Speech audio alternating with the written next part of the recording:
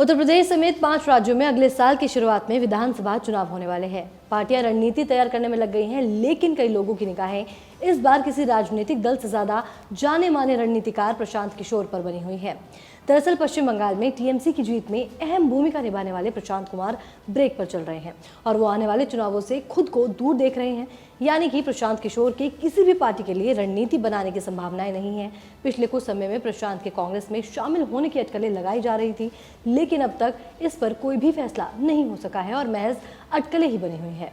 जानकारी के मुताबिक उन्होंने ब्रेक लेने का फैसला किया है और अगले साल मार्च से पहले उन्होंने कोई असाइनमेंट नहीं लेने की बात कही है। साथ ही जानकारी मिली है कि वो अगले साल तक किसी भी पार्टी के अंदर या बाहर से कोई भूमिका नहीं निभाएंगे।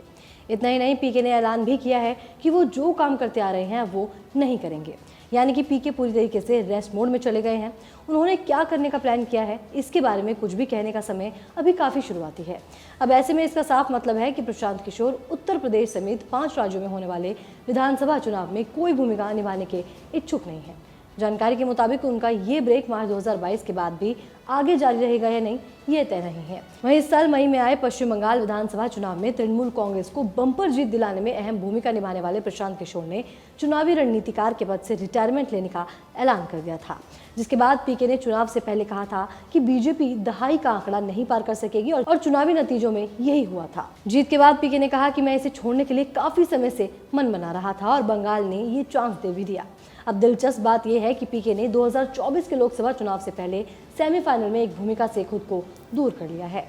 उधर पीके को पार्टी में शामिल किए जाने को लेकर कांग्रेस का माहौल गर्मा गया है। पीके को लेकर G23 के सीनियर नेताओं समेत कई अन्य नेताओं के साथ कांग्रेस हाईकमान ने बैठकें भी की हैं। AK एंटनी, दिग्विजय सिंह, कमलनाथ, जयराम रमेश, तारिक अनवर, हरीश रावत, पी चिदम्बरम और अन्य की राय लिए जाने की चर्चाएं हैं।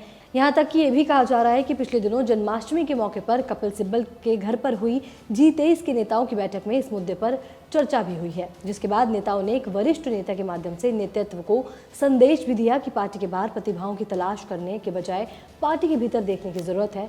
जिसके बाद अब देखना ये होगा कि प्रशांत किशोर आगे क्या कुछ फैसला लेते हैं।